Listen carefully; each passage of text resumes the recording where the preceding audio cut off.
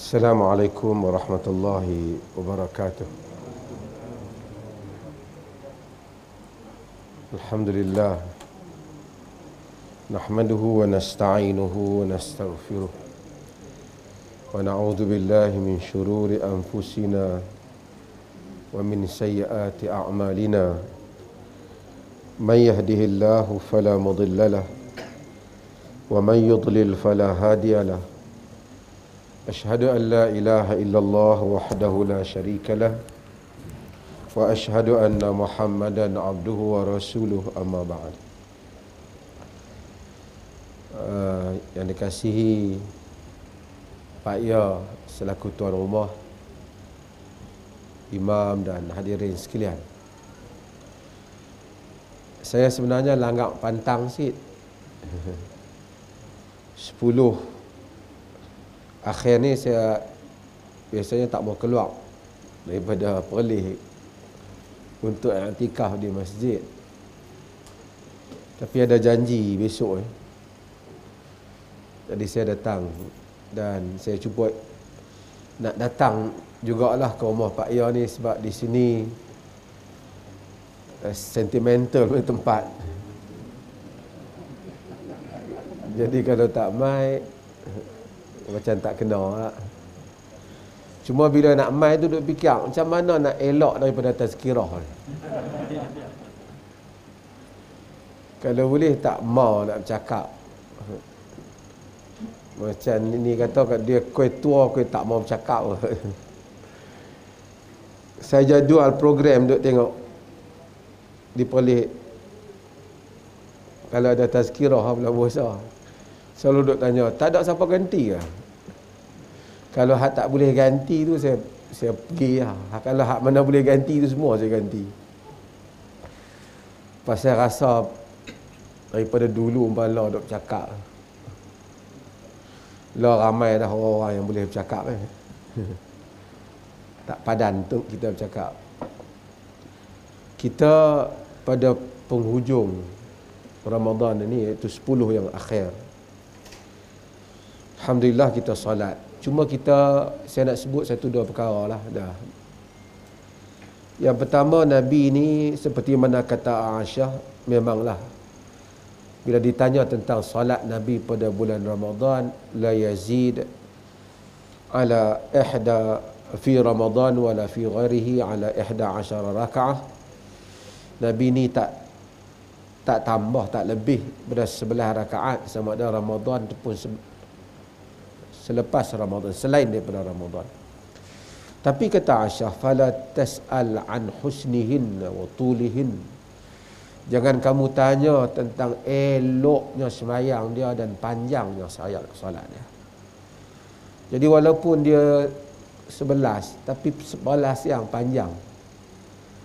Kadang-kadang kita ni macam tu lah, kita 11 juga tapi 11 yang pendek. Jadi mudah-mudahan kita tak berakhirlah solat kita di sini. Kerana salatul lail masna, sembahyang malam ni dua-dua. Jadi balik ni solatlah lagi di rumah kita dan seumpamanya. Kerana para fuqaha majoritinya memang menyebut bahawasanya sembahyang tarawih ni 20. Ada mazhab ahlul hadis menyebut 11. Itu tidak timbul masalah, tapi sifat sembahyang tu, iaitu yang kita kadang-kadang bahaskan bilangan rakaat, kita terlepas tentang elok dan panjangnya solat Nabi SAW. Ada buat 20 nak habis juga cepat. Ada buat, kalau kita yang buat 8 ni pun 20 nak bagi habis cepat, tidak mencapailah maksud panjang dan eloknya solat Nabi SAW. Tuan-tuan yang dirahmati Allah, perkara yang paling susah di dalam hidup kita dalam beragama ni bukanlah mengamalkan agama tu, tetapi yang paling susah ialah berterusan mengamalkan agama itu sehingga ke akhir hayat. Kerana kita ni tak tahu bila hayat kita. Sebahagian yang saya kenal di sini lama dah tadi sebut, yang dulu kemas berdiri, lah semayang atas kursi, kan? Yang dulu sihat, lah sembang pun bercerita sakit sana, sakit sini. Panjangnya tempoh kita ini, bila kita akan berakhir, kita tidak tahu. Maka kunci kejayaan ataupun karamah yang besar, dulu saya selalu sebut di sini, orang selalu cari karamah ni. Kalau ni time ramai suka duk cakap tentang wali-wali, dan sebahagian tu mengaku dia wali. Tapi karamah yang besar di dalam hidup Muslim ini ialah istiqamahnya dia sehingga ke akhir hayat di dalam mengamalkan agama. Dan ini adalah susah. Susah untuk orang seperti saya, mungkin susah juga untuk orang seperti tuan-tuan juga. Manusia pendosa, dia buat dosa. Tapi untuk membolehkan sentiasa kita ini tawab, sentiasa kita ini tawabun, taibin, sentiasa orang yang bertaubat kepada Allah, balik kepada Allah sehingga akhir hayat adalah susah. Tuan-tuan tengok banyak perbahasan tentang agama. Kadang-kadang ada konflik aliran dan seumpamanya. Semua ni kalau dalam ilmu hak depa cakap tu, kulit tu macam kulit jelah. Inti kepada agama itu sejauh mana manusia dapat mencapai kedudukan yang dekat dia dengan Tuhan. Kalau dia bahas panjang pun, dia jadi mufti ke, dia jadi apa ke, tidak dekat dia dengan Tuhan, tidak ada makna daripada segala perbahasan yang dia bahaskan, ilmu yang dia lontarkan. Cakap pandai hadis, sanad ke, apa ke, tapi kita tu jauh dengan Tuhan, maka tidak mencapai tujuan sebenarnya beragama. Kita mengaji hadis, nak tahu hadis sahih, nak tahu tafsiran ulama salaf, dan macam kerana kita ingin mendekatkan diri pada Allah. Bukan kerana kita nak jadikan hujah aku lebih kuat pada hujah kau. Kalaupun orang tak terima hujah kita, tapi kita rasa inilah yang diamalkan oleh Nabi dan para sahabat, dan kita mengamalkannya, itu adalah keselamatan untuk diri kita. Ayah saya meninggal, dan sebelum ni pun kita melihat orang yang meninggal. Tapi ia remind saya dan juga tuan-tuan juga yang melihat kematian tentang detik akhir manusia ni. Allah kata dalam Quran, innal ladzina qalu rabbuna Allah thumma istaqamu tatanazzalu alaihimul malaikatu alla takhafu wa la tahzanu wa abshiru bil jannati allati tu'adun kuntum tu'adun.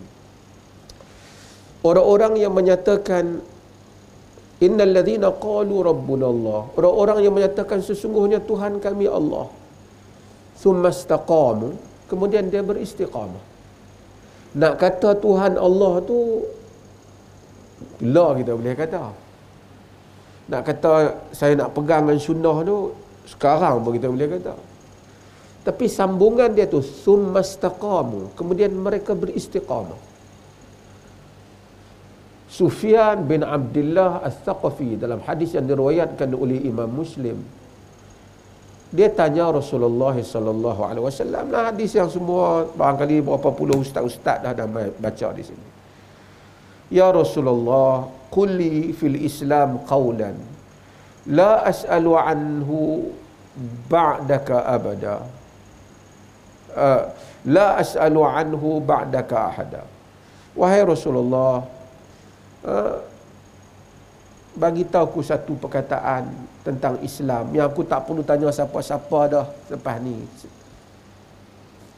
Nabi kata, qul amantu billah thumma istaqam.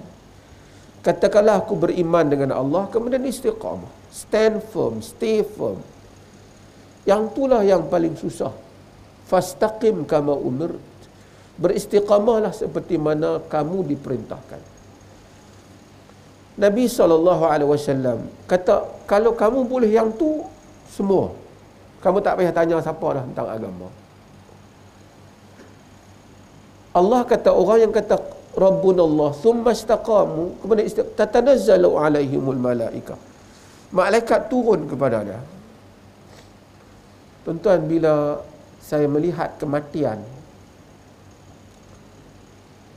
dan macam mana saat orang menunggu mati, ia satu proses yang menakutkan. Pertama, kita tak tahu bila nak mati. Kena proses itu, menunggu sakaratul maut, yang saya cerita, saya juga akan lalui dan tuan-tuan juga akan lalui. Bukan kata, oh, aku ni mungkin lagi 7 tahun kot nak mati. Mungkin sekejap lagi. Tapi Allah kata orang yang istiqamah sehingga hari yang terakhir berpegang dengan agama itu, tatanazzalu alaihimul malaikah, malaikat turun kat dia. Maksudnya, sebahagian para mufassirin menyebut, masa dia nak mati, zahir, lahir, nampak dia malaikat hadir kepadanya. Dalam riwayat Imam Ahmad disebut, malaikat turun kalau ruh itu baik. Ukhruji ayyatuhan nafsu tayyibah, keluar wahai ruh, wahai nyawa yang baik. Dia panggil kita keluar daripada tubuh kita. Masa tu orang duduk keliling kita, duk ajak kita, la ilaha illallah, laqinu mautakum. Kita dengar, tapi kita tak tahu apa kita ajak dia, dan kita tak tahu apa yang dia nampak. Tatanazzalu alaihimul malaikah, malaikat turun, kata apa? La alla takhafu wa la tahzanu, jangan takut, jangan duka cita. Jangan takut apa yang kau akan hadapi selepas ni. Jangan duka cita terhadap apa yang akan kau tinggalkan. Tuan-tuan, hidup ni banyak duka cita. Kaya macam mana pun, senang macam mana pun, penderitaan masuk dalam hidup kita. Bila umur bertambah, banyak nikmat yang kita tak dapat lagi kecapi. Makan pun tak sedap macam dulu dah. Makan sikit dah mengah dah. Orang bawa pergi juga, dulu muda-muda orang ajak pergi luar negara mana, pantang orang ajak bagi tiket free. Duk tak larat duk tanya, bila ni kita nak pergi ni? Sekarang ni orang main pujuk pun duk fikir 3-4 kali. Kalau dah tua. Orang kata minggu nak pergi makan sedap, hampa pergi lah kata. Mai tengok nak jumpa muka kawan-kawan, nak bersosial ya sebahagian tu. Kehidupan Allah itu rahim. Dia sedarkan kita bahawasanya hang tak, ni bukan tempat hang dah ni.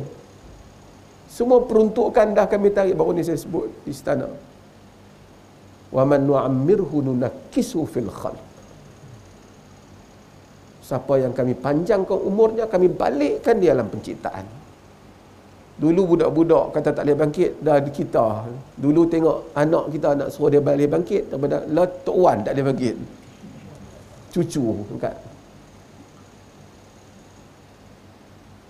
Tu pun dalam tak boleh bangkit tu, duk fikir kita punya harta gitu. Kata manusia.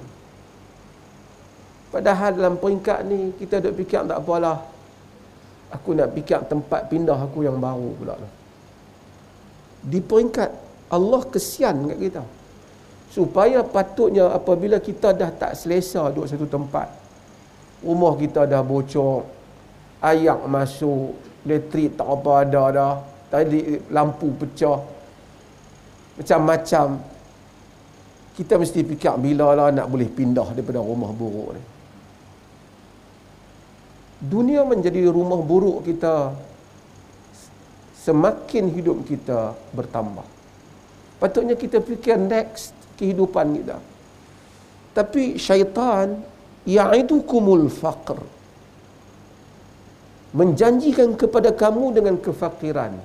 Sebab tu dekat nak mati lagi seminggu pun duk tanya lagi tentang harta dia. Tuan-tuan hadirin yang hadirat sekalian, tuan-tuan, bila kita nak pindah ke ni, kita duduk di sini ni, tuan-tuan pernah bermimpi? Bila mimpi, tuan-tuan bersendirian dalam mimpi, tuan-tuan ketakutan. Ruh kita bila duduk dengan family ni, kita nak pindah ke alam barzakh, alam baru. Tak ada kita boleh bagi tahu pegawai pejabat kita ni, hampa tolong sedia kat kereta aku nak sampai airport ni. Tak ada. Kita bimbang. Mati je tak ada kut-kut. Allah, subhanallah, sepatah subhanallah, subhanallah. No more. Subhanallah, alhamdulillah, no more. Mati je dia bawa pergi ke sana, menunggu hukuman sebelum hari kiamat. Barzakh yang menakutkan, yang kita akan kesunyian, kerinduan. Kita mengetahui sebahagian yang berlaku di dunia ni, sebab tu kita bagi salam bila pergi kubur, kerana dia mendengar. Sebab tu kita hormati mayat, kerana ada nilai pada ruh tu.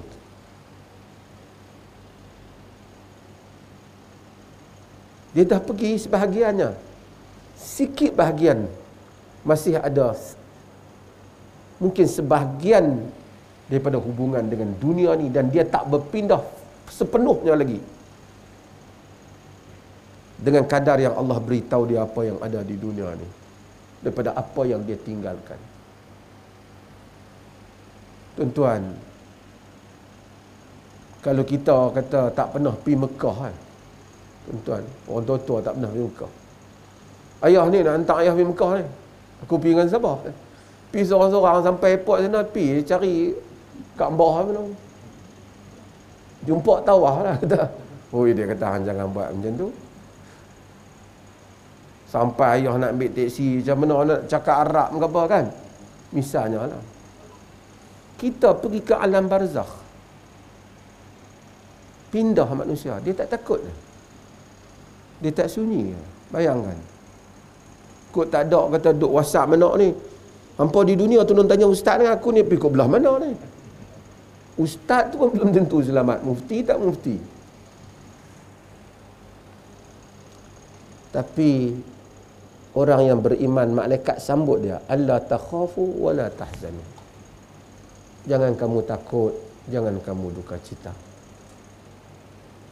Wa abshiru bil jannati allati kuntum tu'adun, dan kamu bergembiralah dengan syurga yang kamu dijanjikan.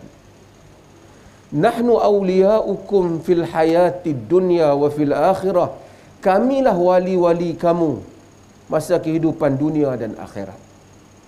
Malaikat wali maksudnya malaikat adalah orang sahabat. They are our friends in this world. Sebab apa?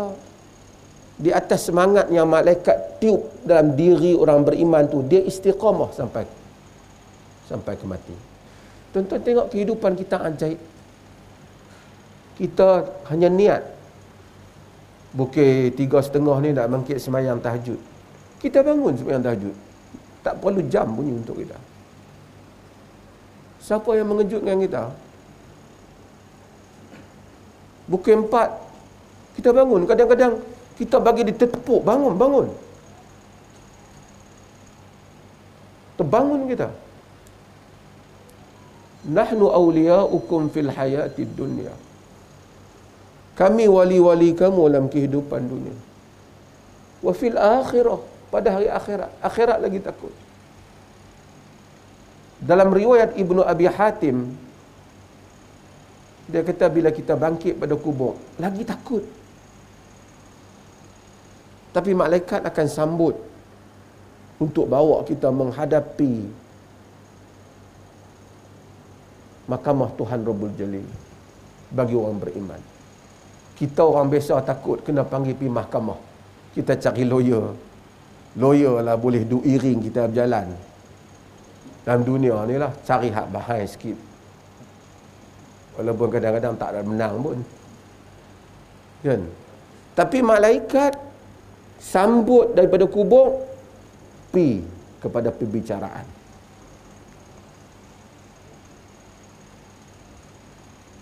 Allah kata, malaikat, nahnu awliya'ukum fil hayatid dunya wa fil akhirah. Walakum fiha ma tashtahi anfusukum. Kamu di syurga itu apa saja yang diri kamu teringin padanya. Walakum fiha ma tad'un. Kamu padanya apa saja yang kamu minta, kamu nak, dia bagi. Tuan-tuan, berapa banyak cita-cita kita dalam dunia yang kita tak kecapaian? Banyak. Dapat harta, orang macam baru harta dunia, baru beli kereta, excited, sebelum kereta sampai duk fikir lah. Sampai kereta tu, kalau boleh malam pun nak tidur dalam kereta tu. Pakai seminggu, pakai 2 minggu, pakai sebulan, hari pertama tu Allah tercelek sikit, orang pegang tangan, ambil tu dia, cuci. Pakai setahun, tak peduli dah kereta dia pun. Dunia mata'un ghurur, perhiasan yang menipu. Dapat rumah yang hebat, oh hari pertama duduk tak lena, walaupun duduk rumah tu duduk teringat rumah kita baru. Lama-lama dapat isteri yang hebat, cantik, oh sakan. Lama-lama tengok isteri orang, lupa bini kita.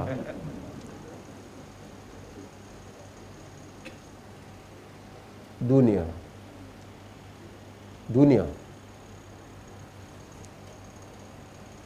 Berapa banyak cita-cita kita dalam hidup tak tercapai. Tapi di akhirat Allah hadirkan semua impian-impian ini. Tuan-tuan, simpan impian kita ni di akhirat. Tengok yang tu teringin, tengok yang ni nak. Simpan impian ni. Kita kadang-kadang manusia ni hasad, kan? Kalau tak hasad pun kita, dia tu sakan. Dia dapat hatu, kita tak dapat.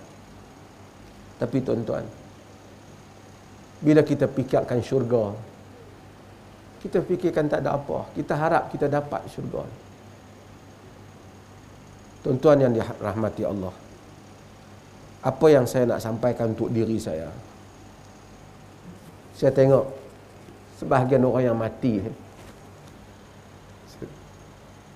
ada banyak hajat yang dia sebut dalam dunia ni, kita pun tak dapat tunaikan untuk dia, dia pun tak dapat kecapi hajat dah. Tapi kalau kita hidup di dunia ni, kita tak masuk syurga, ia adalah satu perjalanan yang sangat merugikan. Kalau tak masuk syurga ni, boleh pula kau tak dapat masuk syurga, hampirlah merayau tang mana-mana sudah masuk ni. Bolehlah kot gagah kan, pergilah merayau kita duduk tang nusat, tang ni sat. Tapi bila tak masuk syurga, tempatnya adalah neraka, na'udzubillah. Maka mudah-mudahan Ramadan ini, walaupun tuan-tuan dengar benda yang sama lah, dalam perjalanan usia yang banyak sebahagian kita, dan yang muda ke, samalah juga. Penyudahan kita ni beramal, sebutlah geng apa, ahli sunnah wal jamaah ke, salafiyah ke, Lah pada pula Asy'ariyah Maturidiyah agak. Kalau tak berakhir dengan syurga, sia-sia semua ni. Mengaji hadis ke, mengaji apa ke, kalau tak berakhir dengan syurga, sia-sia semua ni. Jadi mufti ke, cakap pandai ke, YouTube banyak ke, la yanfa'u yauma la yanfa'u malun wala banun. Saya nak remind diri saya, apabila saya fikir, kadang-kadang saya susah hati. Di atas YouTube ceramah saya banyak daripada muda sampai sekarang. Saya kadang-kadang fikir, banyak mana saja yang aku boleh bawa ambil benda ni di sisi Allah Ta'ala. Mungkin sebahagian main ceramah tu pasal Pak Ya panggil, sekali Pak Ya bagi apa ke apa.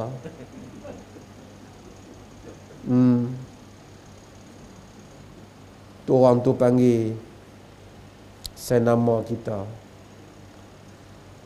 Tuhan lebih mengetahui segalanya. Dalam banyak pengamalan agama ni, sebahagiannya oleh manusia nifaq, hipokrisi. Sebab itu puasa mengukur kadar ikhlas hanya Tuhan. Tahajud mengukur kadar ikhlas. Sebab itu orang tak tahajud buat siaran bagi orang tengok. Tahajud, bangun malam, doa, istighfar kita dengan Allah Ta'ala adalah pengukur penyelamat kita, mudah-mudahan. Setiap hari para anbiya, orang-orang soleh, setiap hari mereka bil asharihum yastaghfirun, pada waktu sahur beristighfar. Bukan 2 bulan sekali sebulan. Sepatutnya setiap malam kita bangun, Allahumma inni astaghfiruka wa atubu ilaik. Allahumma inni zalamtu nafsi zulman katsira wa la yaghfiru dzunuba illa anta. Ya Allah, aku zalim diriku dengan kezaliman yang banyak. Tidaklah dapat mengampunkan dosa aku melainkan Engkau. Faghfirli maghfiratan min indika. Ampunkanlah aku dengan keampunan dari sisimu. Setiap malam. Sehinggalah mudah-mudahan ini semua menjadi amalan kita. Sehinggalah hari kita jumpa dengan Allah Ta'ala, setiap malam kita menyebut, Ya Allah, ampunkanlah aku. Ya Allah, ampunkanlah aku. Bagusnya mengaji sunnah ni, dia tak suruh tunjuk kat orang. Dia tak suruh kata cari tasbih besar sikit berjalan baru nampak orang, nampak kita wali sikit. Dia tak ada yang tu. Mudah-mudahan dengan ajaran sunnah itu menjadikan kita dapat memimpin diri kita supaya tidak terhakis amalan kita. Banyak sunnah ajak kita ni, kalau sedekah pun tak payah habaq ke orang. Semayang malam pun tak payah duk cerita ke orang. Buat baik pun tak payah, doa ke orang pun tak payah cerita ke orang. Kejadian-kejadian ajaib, mimpi-mimpi yang ajaib, kurniaan Allah pada orang soleh, sunnah ajak kita simpan. Kita takut kita riak cerita ke orang, hatta pada keluarga kadang-kadang kita tak cerita sebab kita tak mau akhirnya kita rasa ujub dengan diri kita sendiri. Mudah-mudahan kita bukan promosi amalan kerohanian untuk mendapat tempat di sisi masyarakat. Agama, kadang-kadang agama ni syaitan ni ajaib, dia boleh twist benda tu. Menangis ni, ayat mata ni memadamkan api neraka. Tapi ayat mata yang menangis Quran ni boleh menyalakan api neraka. Sebab apa? Kita tangis supaya orang nampak, Masya Allah, wali dia tu, soleh dia tu.